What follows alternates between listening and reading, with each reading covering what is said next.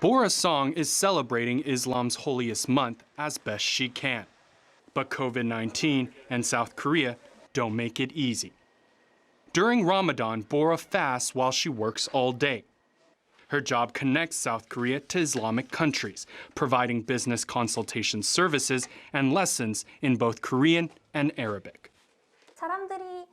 The way South Koreans learn about Islam is solely through the media. How many people do you think read books about Islam? So even though the Muslim community is often underexposed and misrepresented, what the media says becomes what South Koreans accept as 100% true and often causes anxiety.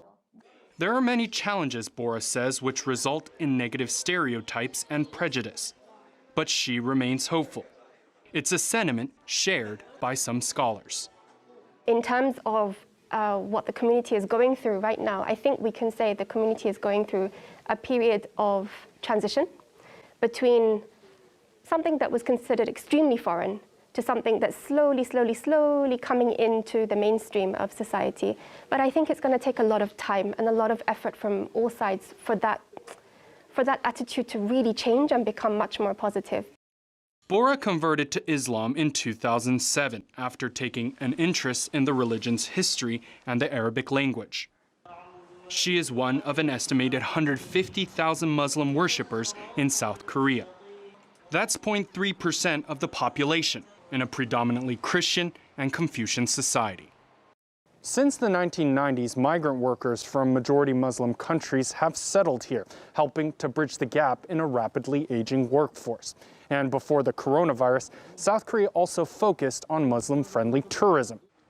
The South Korean government has outlined a tourism initiative aimed at attracting more than 1 million Muslim visitors a year. It includes measures to increase the number of halal restaurants and prayer rooms. In 2018, there was a tenfold jump in visit to mosques compared with a decade earlier. But there are concerns that the coronavirus may be slowing down or even halting the progress. A lot of Muslim tourists used to come to South Korea, most from China, many from Malaysia.